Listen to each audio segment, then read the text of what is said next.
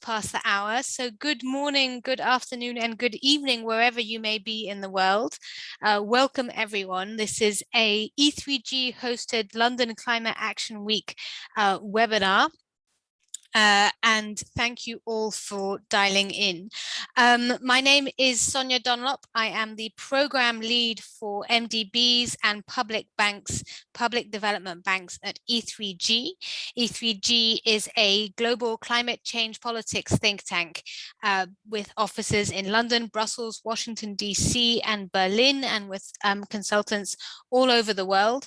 And I am delighted to welcome you to this webinar, which is part of London Climate Action Week, which is a relatively new annual fixture in the annual climate calendar, where we try and really harness the power of all the different organizations in London for global climate action, and where we are organizing hundreds of events, both physical events here in London where I am sat now, and hundreds of also of virtual events like this one here. So this is an entirely virtual event.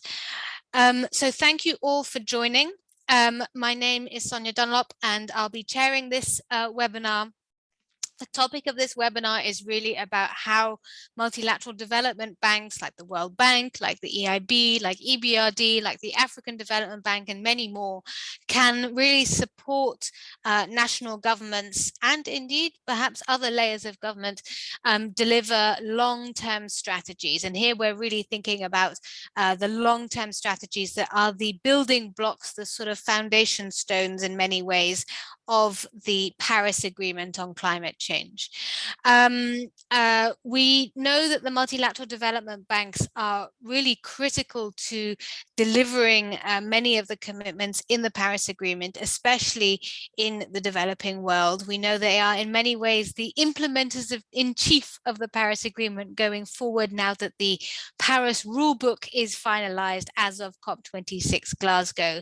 And we know that they have a very important role as well in delivering on the commitments made at COP26 Glasgow. So it's really, this is about, just as COP27 will be a COP of implementation, then the MDBs are also all about implementation as well.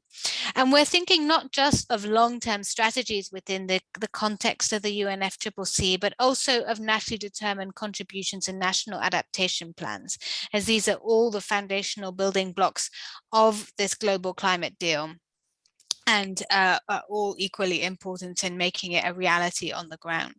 I will introduce our speakers in a moment. We have a fantastic panel of speakers who are very much involved in this on a day-to-day basis, including a representative from the COP27 Presidency, the Egyptian COP27 Presidency, which is preparing COP27 in Sharm el-Sheikh in November of this year.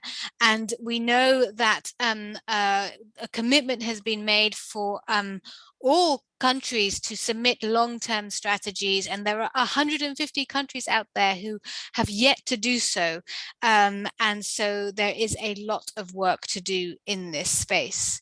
We first heard news of this back in spring of last year, but in November of last year, November 2021, the 10 leading multilateral development banks published a statement at COP26 in Glasgow, where they announced that, amongst other things, they were exploring the potential establishment of a joint MDB long-term strategy facility. So that is very much at the forefront of our minds as we have our discussion today, and makes our webinar today particularly timely and pertinent.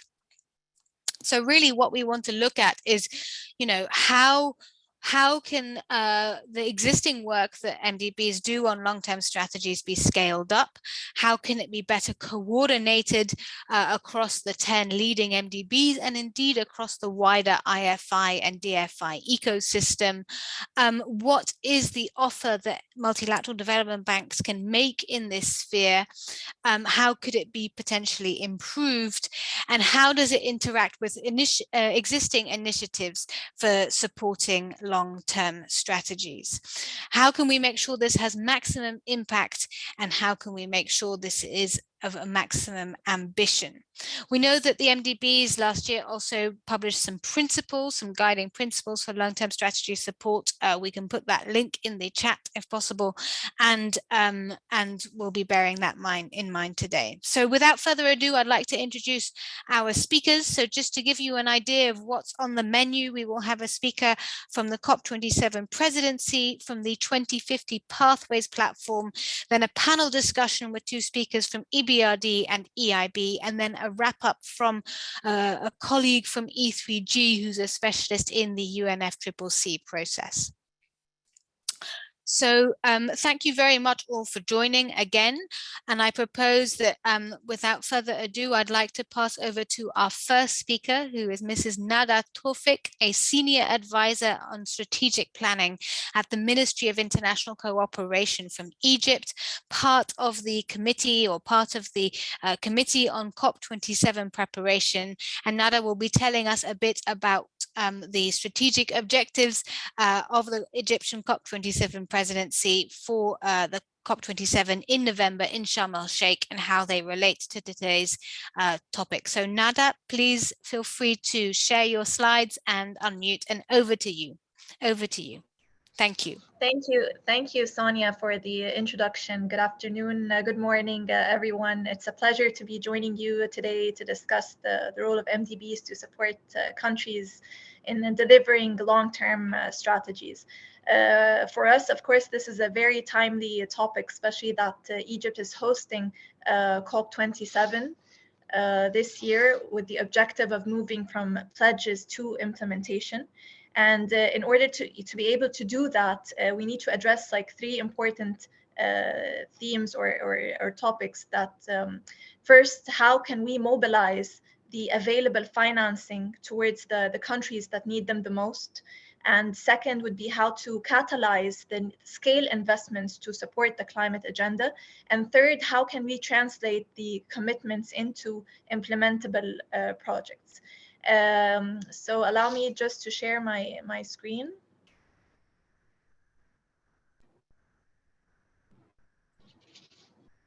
We can see your screen very nicely now. Thank you. Okay, great. So against this background, we are currently working on developing a guidebook for just financing, which aims to highlight the role of the different stakeholders, including, of course, MDBs, philanthropies, the private sector, of course, and other scale funds such as climate funds, insurance funds, and pension funds, and so on.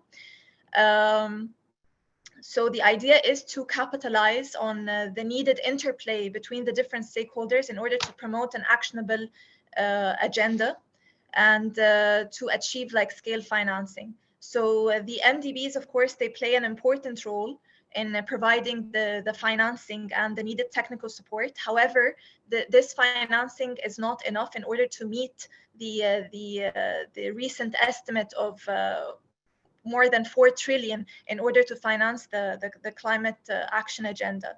So the question that the guidebook is trying to answer is how can the different stakeholders, including MDBs, act as catalysts to attract scale investments, and especially from the private sector and philanthropies and other major funds, and move from billions to trillions. So I will give you like a brief overview of the guidebook. Over the past 3 months, we've been carrying out consultations with different stakeholders from different backgrounds, from the private sector, commercial banks, and philanthropies, and of course development partners such as the MDBs, international financial institutions, and so on. So the aim is to highlight the key role of each stakeholder in translating the financial commitments into implementable projects and capturing opportunities to leverage and catalyze and de-risk the needed financing and investments to support the climate agenda. So these are just a sample of the stakeholders we've been working with over the past 3 months in order to develop the outline of the guidebook. With regards to the guidebook, we aim to map like the global climate finance landscape and identify the key stakeholders and their complementary roles and the competitive edge of each of them. And we aim to target like priority sectors that have direct impact on accelerating climate action. As you know, recent statistics have, especially from the Climate Policy Initiative, have shown that the climate financing that has been mobilized in 2021 mainly was targeting mitigation sectors. So in this guidebook, we aim to strike a balance between adaptation and mitigation and pinpoint opportunities to accelerate climate action. So I would just skip. I won't go over all the slide. I would just focus on this guidebook will mainly set out like an adaptive and flexible and implementable international framework for climate action that would be applicable to all developing and emerging economies at large. And it will have a regional focus with regards to highlighting the current opportunities or implementable opportunities. So the role of the different stakeholders would be important with regards to creating an enabling environment for climate investment and enhancing the investability of green projects, and thinking of innovative ways to de-risk investments and bring in financing at scale, and to develop like a realistic framework for governments and countries to like the optimal mix of finance and technical capacity and policies in order to attract scale in investment. And finally, to establish a governance structure in order to track the climate flows and to track the progress towards the climate agenda for the sake of sustainability, and to ensure the crowding in like a scale investment on the long term. So the ultimate objective of the guidebook is to come out with like an implementation or an action plan that is realistic and would actually divide the work over what's needed to be done on the short term, the medium term, and the long term in order to unlock current opportunities in developing countries and future and opportunities that create new opportunities for the future. Having said that, the Egyptian government has already announced the national climate change strategy for 2050 and will be announcing the NDCs very soon.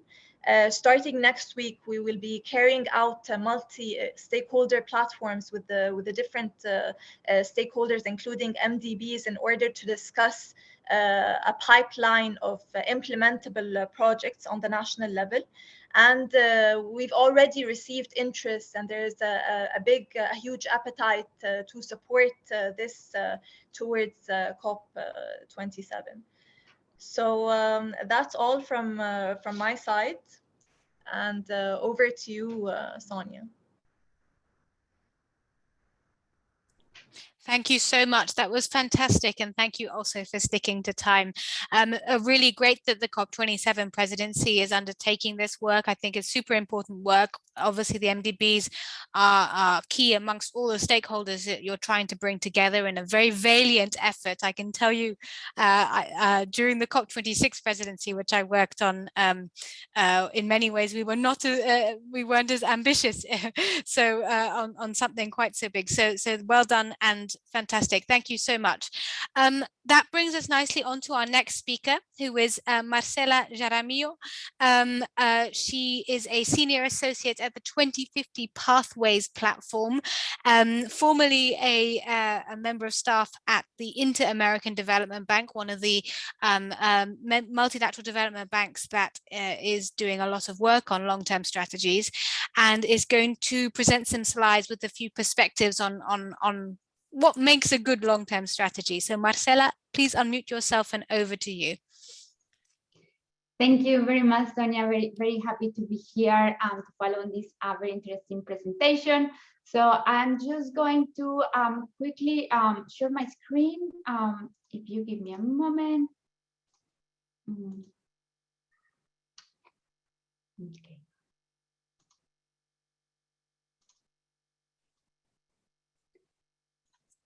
Can you see there the screen? It's on its way to us. Yes, I confirm we can see the screen beautifully. Yes, Perfect. please go ahead. Thank you. So really to continue this conversation on this question that you posed to us about how can multilateral development banks support countries deliver better long-term strategies, I wanted to really start with having a stock take of where are we globally in terms of LTS development. So this is just kind of a screenshot of where we are at the moment. We have seen a steep increase on LTS elaboration globally, particularly towards COP26, but we're starting to see gaps across particularly developing countries. So we know up to date we have 51 LTS submitted to the UNFCCC. Out of those, 21 are from non-OECD countries. And the greater majority of those, and this is a very strong trend that we saw in the recent LTS, they include a net zero objective, majority by around 2050. But we also know that many countries, all of those here in yellow, are currently doing some work on elaborating the long-term strategies. We estimate around 60 countries are doing this. Many of them are expecting to submit their long-term strategy this year in response to the COP26 invitation to present those long-term strategies, but many of those will continue to work and probably present them next year because the LTS process really takes the time to really bring everyone to the table, build consensus, and have conversations on this vision of countries, so it takes time. And this leaves us with a gap, as you can see here, a lot of gray areas where either we don't have information or really we see there is no activity on developing the long-term strategy. So we start seeing an emerging regional coverage gap for LTS work, particularly around Africa, LDCs, IOCs, South Central and West Asia. And these will be countries that will require support from development partners to develop the long-term strategies work. And also just to highlight here, many of those non-OECD countries that already submitted the long-term strategy not only include that net zero objective or an idea of how they will decarbonize, but a lot of them also include a chapter on resilience and adaptation. So they also seeing this as a whole kind of way, a pathway for a country transition, both in terms of resilience and also mitigation. Now, that is where we are, who has long-term strategies, who are totally missing in that work. But we also know that existing long-term strategies that have been submitted can be improved. And there are many areas where we have seen increasing interest from countries to better understand. Out of the process they already did, they want to deepen and understand some areas and improve some others. Just to highlight some here, really having a strong and country-owned long-term strategies require extensive and inclusive stakeholder consultations throughout, because this is a national conversation on how a country will transform over time, not only to achieve climate objectives, but also socioeconomic aspirations. And many of the LTS were developed during COVID time, and that posed a lot of challenges for many countries to really do that deep stakeholder consultation. So it may be that some of the countries that already have the LTS, we need to even go deeper on that area. Other area that we see increasing more questions and interest to better understand are the macroeconomic implications of the transition and also international trends, for example, trade. What will mean in a world where everybody's transitioning to net zero for trade in different goods for different countries. And this will be so important for big emitters, low emitters, big countries, small countries. These are really important questions for all the countries that they really want to understand, and macroeconomic implications in terms of jobs, fiscal implications, opportunities as well, and really better understanding those kind of dynamics. From here, I also want to highlight the importance, and this was part of also the COP decision in Glasgow, the need to really use the long-term strategies to inform the update of new NDCs. And this is just part of the core of the long-term strategy, really helping inform decisions and actions right now in context of those long-term objectives. So really identifying what is truly transformational, what we truly need to be doing now to be able to achieve those long-term objectives. Finally, just from highlighting from here, I want to highlight as well the data limitation constraint. This is a reality in many countries, particularly many of the countries that will need to now develop the long-term strategies, they will face some data limitations. This should not stop the work on long-term strategy. A lot of the work can be qualitative, but I think this is an area where seeing more actors like the MDBs coming and working together can be an area where we can unlock and really share data, exchange and facilitate countries to really face those constraints on data limitations. And finally, here also on socializing the LTS, this is something that countries are starting to see. It's not only about socializing it with policymakers or we maybe think about the climate bubble. This is really about the whole society. How we can really make this a conversation across the whole society is something that we need to improve and we need to expand. So in this context of where we are, what can MDBs contribute to the long-term strategies? So I think a lot of what I just mentioned falls in the natural areas of work of MDBs. Because MDBs really truly have an experience and understanding of the broader development challenges and government institutions in countries. They also have multi-sectoral knowledge, which is very important for developing a long-term strategy, which is often looking at the whole of the economy. And it also requires knowledge on policy, economic, technical, and social issues, which are there in the MDBs as well. MDBs also have an array of technical and financial instruments that can really be useful in helping not only the design of the strategy and the whole process, but also the implementation. They have long-standing relationships across government and actors in the country, which is critical to really convene, bring different ministers to the table, different actors to have these conversations. And also critically, they have local presence. And that is very important because this is not a process where we just hire an international consultant that comes, does some numbers and leaves. No, this is really a process where we need to work with local actors, where we need to support the academics, the experts, the think tank that are in the local context. So this can be strengthened and be a conversation in the government, in the country on how they will continue to transition. So this is really positioning MDBs in a very good place to continue to expand this work. And also as part of this, and as countries clarify their own priorities for a net zero and a just transition, that can in turn inform countries' demand for MDBs financing, making those demands more naturally Paris aligned across the whole array of pipeline. Just to summarize a little bit all of this, some of the 3 areas of support that we see now, given the different stages where countries are right now in the long-term strategies, are these 3 which we need attention in parallel all together. So first one is to really direct support to accelerate just, inclusive, and concerted long-term strategy development. And in there, we really need to pay close attention to the gap in LDCs and IOCs. And tools that MDBs can use include technical cooperation, political convening, and knowledge generation. There is also this work around, some of us call it operationalization of LTS, which is partly of going deeply into answering the questions of what will be the macroeconomic implications, how we design the right policies across the different sectors, or what are the regulatory changes that we will need to make, or what does the strategy implies in terms of investment planning over time, and how we continue this whole of government conversation. Again, technical cooperation, knowledge, and even policy-based loans can be helpful in this regard. And finally, of course, we also need to support the delivery of some of the immediate transformation required, and MDBs can again play an important role there with the whole array of tools for financing that they have.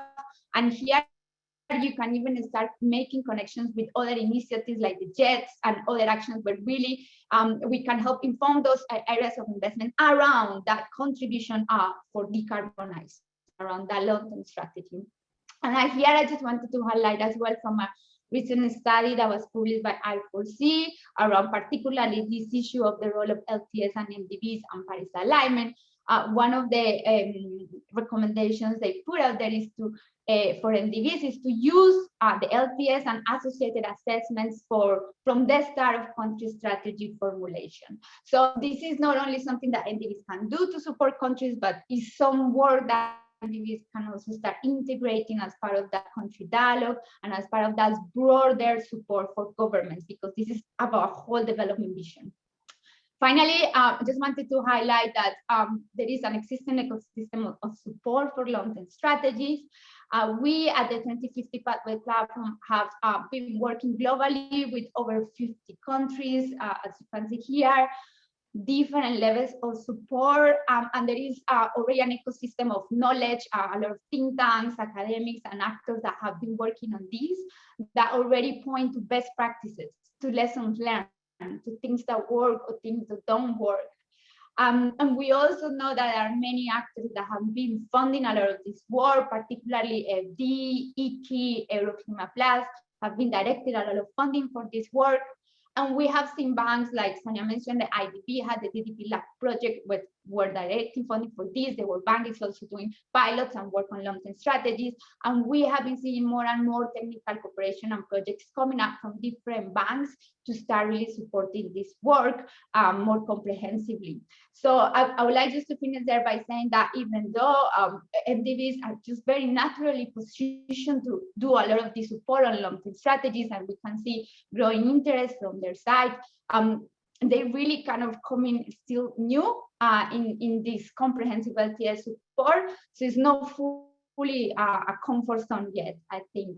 But I believe once it really like dive in and start expanding that support, it will really come up as a natural area of development support from MDBs. So I will stop there, and thank you very much. Thank you so much, Marcela. That was super interesting. Just one question of clarification as chair. You mentioned the DDP LAC. Can you just spell out the name of that program? Just yes. For those who are not in the know. Deep Decarbonization Pathways, Latin America and the Caribbean. Now everyone is on the same page. Fantastic. Thank you. Really interesting to be reminded that this isn't just about creating new long-term strategies for countries that have not yet submitted, but also about improving and building out and implementing, of course, existing long-term strategies, and how, yes, that point about delivery is absolutely critical, and how, you know, effectively every long-term strategy also needs to be turned into a financing plan. Every NDC, every nationally determined contribution has to be turned into a financing plan, and there is definitely a role for just energy transition partnerships, for country packages, country platforms, and so on, as you mentioned. I just want to remind everyone in the audience, this is a public webinar, so totally on the record, and there is an opportunity to ask questions. So please do, as some people in the audience have already started doing, please do put your questions in the chat, because we will try and answer all of them, and great to see some questions have already come in. I now want to turn to the body of our webinar, as it were, in terms of our panel.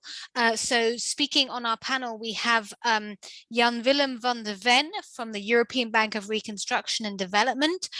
He is the head of international climate policy and engagement at the European Bank of Reconstruction and Development, EBRD, and has long been involved in cross MDB work on long-term strategies and technical assistance. And we also have on our panel Daniel Themen, from the senior climate change specialist from the EIB, the European Investment Bank.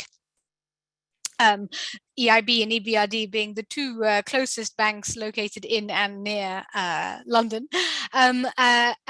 who is working who is coordinating the EIB on the joint MDB long-term strategy work, and also on the policy support part of joint MDB Paris alignment process, which we haven't mentioned, but of course one of the conclusions, if I would say, that from the joint MDB Paris alignment process is that we really need long-term strategies in place in order to be able to judge, as it were, whether particular projects or programs can be considered to be Paris aligned. So this is important from that perspective as well.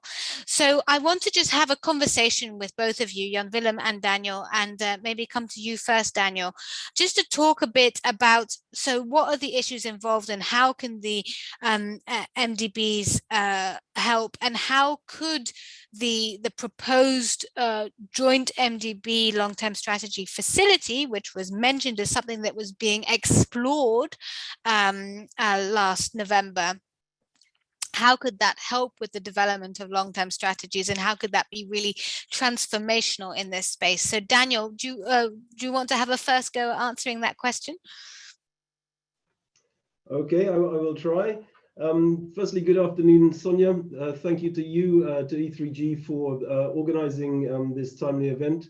Thank you also to Tawfik and Marcella for the very interesting and really spot-on opening presentations.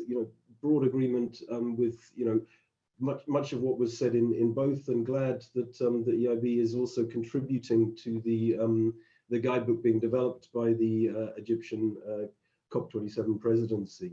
So to come back on the points that you were raising, Sonia. Firstly, the MDB offer, the role of the MDBs. I would, I find it difficult to floor what Marcela has already said, but really, the MDBs are in a position to offer financial, technical expertise. We've mentioned expertise in sectors, in policies, and global development experience, building on an established and long-term in-country presence.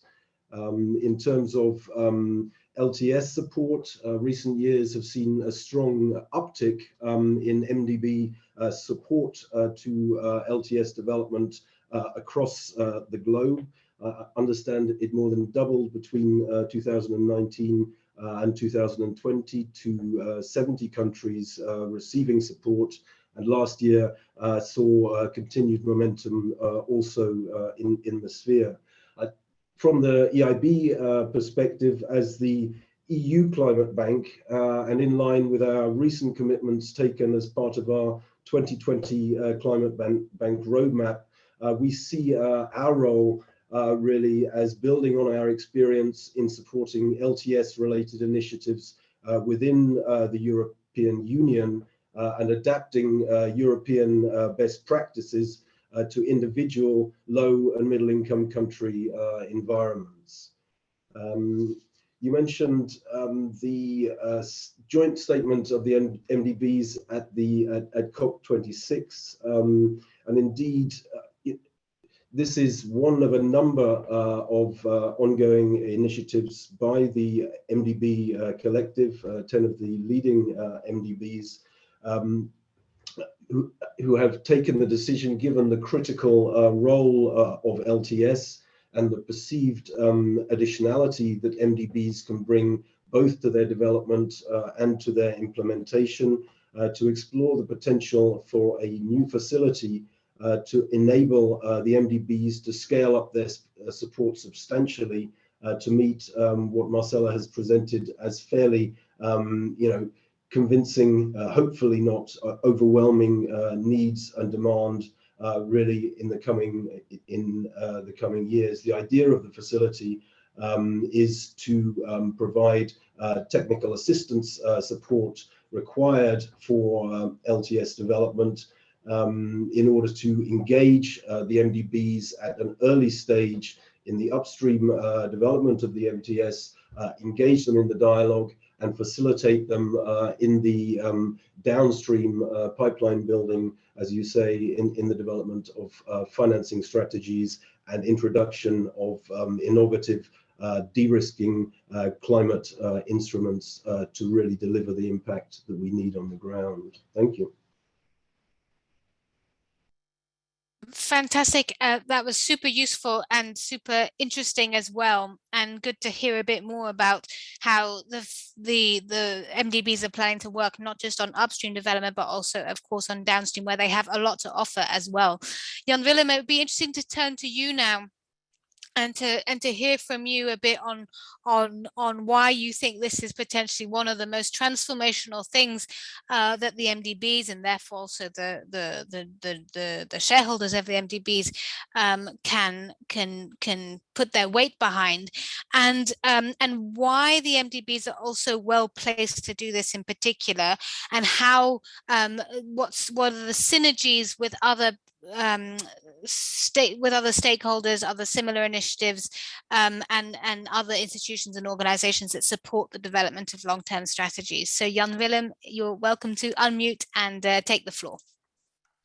Thank you, Sonia, and thank you for organizing this, and also great presentations by Marcella and Ada. And with Daniel, I speak on almost a daily basis, so but good to see Daniel on this platform as well. So on the why is this all important? Well, we all know that we need to go into a very deep transformation of kind of the global economy, and that's broken down to, let's say, country levels. And finance is the connection to the finance question is, of course, quite important. Because that transition needs to be financed as well. Now, it's up to the countries and the politicians and the society in the countries to determine, knowing that, let's say, everything needs to be net zero or close to net zero, and also climate resilient, to determine how they want to structure and organize their economies in the long run. And so what kind of position does a country want to play in the, let's say, in the global kind of architecture of products and services, and other aspects of life. And here we need to have a longer view than we kind of had on a kind of previous economic models, and therefore it is very good that the Paris Agreement found this instrument of the long-term strategies, because the long-term strategies is where this the analysis, the synthesis, and the objectives can come together on a longer time pathway, because we know that things will take time, but we also know that, for example, if we as MDBs and EBRD invest in infrastructure, this is typically investments with payback times, let's say, more than 10 years, whilst the current NDCs are typically only for 5 years, and we don't know what's happening thereafter. And it's very important to increase, let's say, the policy certainty as to where the investments need to go. And again, this is a particularly of importance to the long-term strategies, as to how countries want to organize basically their business going forward. So this is, of course, a big chunk to bite into, and so all support from all parties is quite welcome, I think, in this endeavor. And as Marcella showed, quite a few developing countries that don't even have the first LTS in play. So I think that needs to be picked up and see how that can be ramped up. But it is also very much the quality of the long-term strategies. Now, not every LTS is alike to another LTS. So there's also an element of how do we standardize the language going forward around the LTSs, what is important and not. And yeah, we have to pick this one up. It's an important feature, because if there's a long-term strategy, it becomes an important reference point. And you were already alluding to that, Sonia, for country strategies, for the whole Paris alignment question. So it's kind of important pieces of information. Now, long-term strategy doesn't mean, in our view, that we kick the can down the road, because you can have a 2050 strategy or an end-of-century strategy. We also would therefore very much also like to see interim targets, objectives in these long-term strategies, so that we know how we can, let's say, see progression in this aspect. Now, on the working with other parties like Pathway 2050 and etc., there are a lot of parties that have information, but they typically concentrate, let's say, in the developed world and lesser so in the developing world. And I think here we need to really make an effort also to include capacity building elements, that this work eventually can be undertaken by local research institutions, universities and so on, people that can do the analysis and analytical work. And here we can contribute also by doing the first, helping governments in the first long-term strategies in kind of starting to work on that capacity building, because one of the biggest points in the developing of these plannings is the lack of data, the lack of structures that through which we can analyze all these issues. And again, there's a lot of work, but the more we invest in that, the bigger the quality. And it will also help in the country ownership question. Yeah, all of these strategies, they only make sense if people then walk the talk. Yeah, in the sense that they are executing any policy reform that is part of the strategy that is being formulated. And of course, that comes back to the finance question, because in some cases, in particular the lesser developed countries, incentives pulling people over the border, so to say, as to doing it may need some incentivization in the process. Yeah, but again, the partners like Pathway 2050, I think also the OECD is doing good work, the NDC partnership, and civil society, I think can contribute to this. As I said, these strategies only make sense if there's a support from a whole of government, and also that there's societal support to these strategies. Now, on the whole of government, here's also where MDBs can play a role. We have relationships with line ministries across the whole governmental spectrum. So we can bring in the transport ministry, the industry ministry, when it comes to topics and in connection to this long-term strategy. And as a matter of fact, a lot of the long-term strategies would need to be broken down to low carbon pathways on a sectoral basis, because and then it needs to, let's say, aggregate into a long-term strategy. So with this, I hope you have given a sense as to what we are aiming for, and yeah, we see a lot of also demand from our countries for this type of work. Everyone is aware that they need good information in order also to mobilize the private sector in this work, because eventually everything will hinge down on national regulations and policies as to whether the investments will go in the right direction. Thank you. Yeah, no, that's right. And it's so true what you say about how the LTSs then need to be broken down into sectoral low carbon pathways, because actually what you can also, a separate point is also that we also need global sectoral low carbon pathways in order to have a roadmap sector by sector on a global level. And that's something that we also separately need the MDBs to be working with all the different UN specialized agencies and the IEA and the International Maritime Organization and many more that perhaps haven't even been created on that as well. But that's a separate point. I think I'm great that fantastic that you picked up that point on the quality of existing LTSs. Not all LTSs are alike, as it were, and I like the idea that a long-term strategy is also about a country figuring out what position it wants to play in a new decarbonized and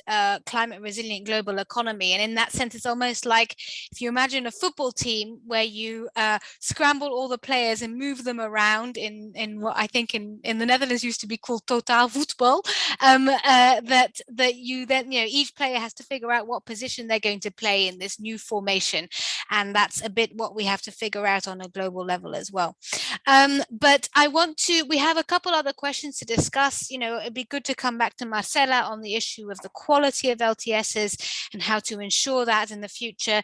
It'd be good to come back to the issue of whether we need national level LTSs, but also municipal and local LTSs and sectoral LTSs as well. But I just want to take the time to answer some of the questions in the chat, because we do have a lot of questions coming in the chat, which is fantastic. So we have one question, which I presume is directed really at the COP27 guidebook for just financing, but it's just a question about whether what are the different stakeholders that are going to be integrated as that, including institutional investors, MDBs, climate financing platforms. I presume that means platforms like, say, the climate investment funds and so on, and how that will then be implemented at national level, and how that will also be implemented in terms of ESG accounting procedures. So I guess that means, literally ESG accounting standards that are applied to different companies at the country level. So that's one question that we could ask the panel to tackle. I also just want to read out another question that has come in from Mark Ellis Jones in this case, which is why should countries from the global south produce yet another strategy document? I mean, they have already produced nationally determined contributions, national adaptation plans, many others, I'm sure. When it's true that the promised development finance and the promised climate finance is already not sufficient and isn't what was promised, and is already not helping to deliver those near-term commitments in the next 5 years. And if there is this ongoing kind of cycle of drafting these national plans, is this credible if the finance isn't delivered in order to implement them? So I don't know if either of our panel or anyone else wants to tackle that. Jan Willem, you'll be most welcome. But how do you see the kind of cycle and the slightly chicken and egg situation, I guess, between national plans and the financing to help deliver them? If Daniel agrees, I will give a first attempt that maybe Daniel can and other speakers complement. Let's say the long-term strategy eventually will hopefully be not a too big document. Yeah, we're not looking for the documents of 300 to 500 pages. But it needs to be an aggregation of, okay, where are we going? What is important? And then, but has to rely on good quality inputs that are analyzed and synthesized in such a long-term strategy. And it should really be about the high-level emission reductions, the path to zero emissions or even negative emissions, and also on how to deal with resilience, and also how it would affect other sustainable development goals. And you can find that this is one of the principles we kind of declared last year at the COP. We defined 8 principles, and I leave it to Daniel to maybe talk a bit further on that. But the essence is a good LTS is also supported by good economic analysis as to what are the costs. Yeah. And of course, cost is a cost. It's basically what does it take? What do you need to put in order to get something? It doesn't mean how it is financed. And I think once you have the long-term strategy and you have the NDCs basically as the action plans under that long-term strategy, then it needs to be further broken down to an implementation plan. And that can be different things for different sectors. And it's not only about the finance. I think the key one is to unlock the potential of, for example, the private sector are the policy reforms, the regulations, the various standards. That is what will make the money flow. Yeah. If it is about relying the kind of the important but not so big numbers of the climate funds, then I think we're doomed. Yeah. So it's really about making sure that these policies, these high-level strategies, they guide governments into what they need to do. And of course, in that process, there would be support from the international community, including the MDBs. But again, every step needs to be broken down in this process. Absolutely. Yeah. And I think, there's also, I'm very interested in a potential vision for the future of international climate finance, where it's very much based around financing plans and implementation plans for these national level strategies. I'm going to bring in Daniel, then Marcela, and then I think we need to go to Tom. But Daniel, do you have any thoughts on any of those questions asked? And also on that question of, are we just looking at national level long-term strategies, or are we also looking at sub-national, sectoral, municipal, regional strategies as well? Are they just as relevant to the work that you are thinking of scaling up? Yes, perhaps I'll take that question, Sonia. Thank you, because Jan Willem did a great job of responding on those that you had flagged previously. And certainly from my point of view, that the sectoral strategies are key components of a good LTS. And often there are a limited number of sectors that really drive a national economy, and linked to that are responsible for the bulk of emissions, and indeed perhaps not the same sectors, but a limited number of sectors often that represent the greatest risk in terms of climate vulnerability. Examples of key sectors in many economies in terms of decarbonization, energy and transport, agriculture stands as a major emitter, but also heavily vulnerable to climate risks, and water is obviously also a key sector. Likewise, particularly perhaps in low and middle income countries, one or a handful of regions or municipalities may account for a large share of a country's industry and emissions, and therefore act as focuses really for long-term strategies and for the just transition considerations that would be entailed. And again, from the EIB perspective, we bring fairly strong experience in working at regional and municipal level climate action planning and subsequent investment financing within the EU, and really globally in the utilities and energy roads, working with energy roads and water authorities throughout our countries of operation. So we feel that these are important pillars that we can apply and refine for application globally. Yeah, no, absolutely. And those sectoral roadmaps are just as important. Marcela, do you want to quickly come in before we go to Tom for a bit of a wrap up on the issue of, what do the current batch, the 50 odd long-term strategies look like in terms of quality, and how can we learn from that in this process going forwards? Marcela. Thank you, Sonia. Yes, so as you all mentioned, the long-term strategies that we have now are all quite different. There are no set up standards as opposed to MDCs, where there is quite a specific format to submit them. That has good things, ups and downs. On one way, it really allows every country to own the way they want to talk about the transition, the issues they want to talk to, and the issues that are more representative for them. So that is also a way to enable country ownership and to give them the freedom to have that conversation in country on what it takes and what it means and what is the aspiration over the long term, because this is touching all areas of development. So this is really a country-owned conversation. But we have seen, as I mentioned, many of the LTS, particularly from non-OECD, having this adaptation and net zero component.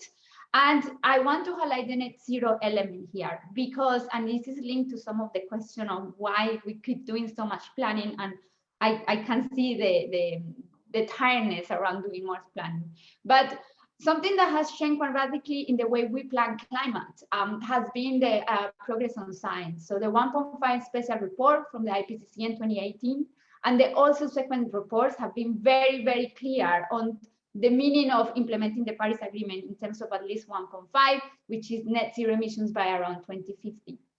And that really changes the way we can plan climate. Before that, with NDCs and other national plans, we keep doing some incremental, like what can we do that is possible financially and with institutions we have to reduce more. But really for first time, and I have said this from experience in working with countries on this, countries are asking themselves what it means for my country to be net zero by 2050. That is not a question that we have asked ourselves before quite often. And asking that question really start opening up very important areas of understanding what it means for my key economic sectors, what it means for key communities that may be more affected or that may get, a lot of opportunities out of this. So this is a very different way to have a conversation and to inform short-term action. So it's not a strategy or a strategy, but if you're gonna do a long-term strategy, do it to inform your NDC, your national development plan, your conversation with development banks. And so part of what is good of an LTS is that element of having that different sectors having that conversation and really asking that question like sincerely and exploring what it means and what may be good and what may be difficult. And in those difficult areas is where support can be better channeled. And working backwards, right? Setting the goal and working backwards. Exactly.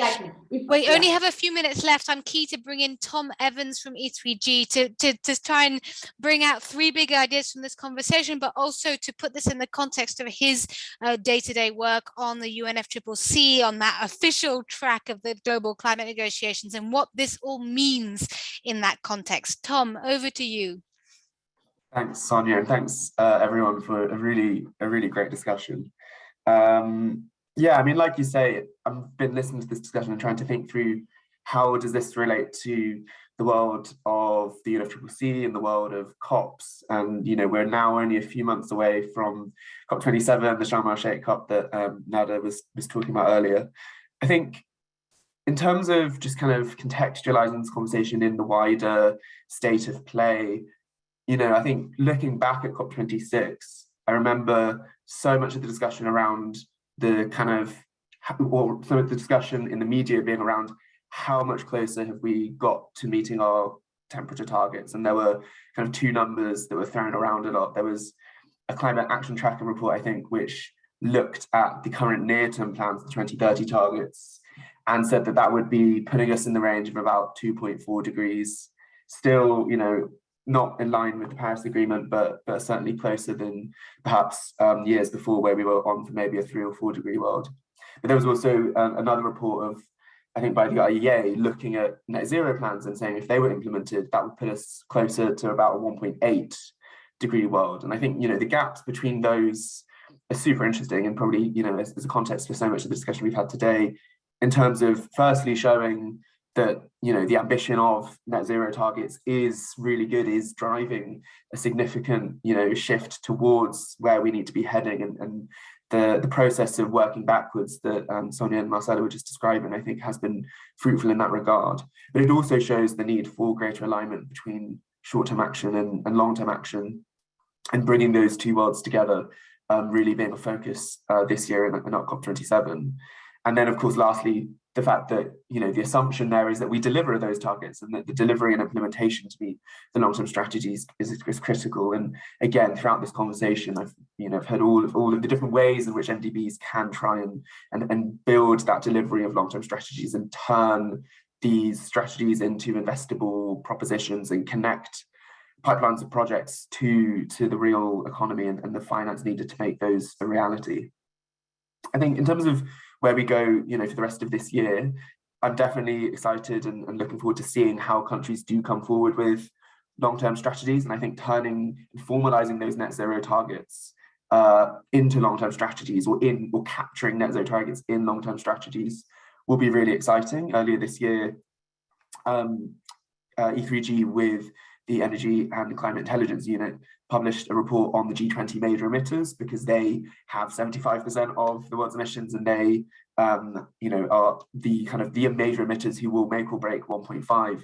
And it was interesting, as we were doing that analysis, just going through those countries who haven't yet done long-term strategies, who really are going to be under the spotlight to do so this year, including Argentina and Brazil and India, Saudi Arabia and Turkey, but also ones which have done long-term strategies that could reflect net zero targets, like Canada and Mexico, and of course, the COP presidencies this year and next year, the UAE and Egypt. But I think, obviously, as we've talked about, you know, there's still so much further to go in terms of expanding, making sure all countries come forward with long-term strategies. And you know, at COP26, we had a hook where there was clear language urging parties that had not yet done so to communicate them by COP. So I think as we're kind of approaching COP, you know, the next big deadline will be this moment in September, the 23rd of September, which has now been set by the UNFCCC as the deadline for long-term strategies to be submitted and included in the synthesis report on long-term strategies, which will be presented at COP. And I think this will be a really important moment where we can actually sit down, look at the state of play, look at how much closer we're going to 1.5, and really see if that's sending a clear, concrete signal about the overall trajectory of global climate action. But I think, as other speakers mentioned, you know, we're not going to necessarily get all 150 something countries who haven't done so coming forward with long-term strategies in the next few months. It takes time to do them with quality, to do them with integrity. And so I'm also quite interested to look towards next year and the global stocktake. And I think this process in the Paris Agreement, where we can start to review progress, assess gaps, but crucially decide, what we're going to do about it. I think, you know, the COP28 in Dubai will be a really important moment for the conversation on long-term strategies, in terms of assessing their progress, but actually saying, okay, where do we go from here, and how do we make these even better, even more useful, even more investable? How do we build in the quality, and how can ministers and line ministries and climate actors go away from the UNFCCC process with clear sets of instructions as to how they can actually move this forward? That's right. Yeah. I'll stop there, because I realize we have gone over time. So yeah, sorry we have. Too long, sorry, but thank you. But that's so true, right? This process, it's about connecting a process that was for a long time the reserve of climate ministries and their equivalents, and connecting them to other ministries, and also to the MDBs and all their work on the ground, if that makes sense. Thank you all for joining this webinar. It's time to bring this to a close. I hope this was useful, both in helping you think about how to make 1.5 a reality on the ground, how to ensure that the MDBs are supporting long-term strategies in the best possible way, and how to think about supporting that proposal that is being explored for a joint multilateral development bank long-term strategy facility. Tom set out the challenge and the timeline. That is the challenge in front of us.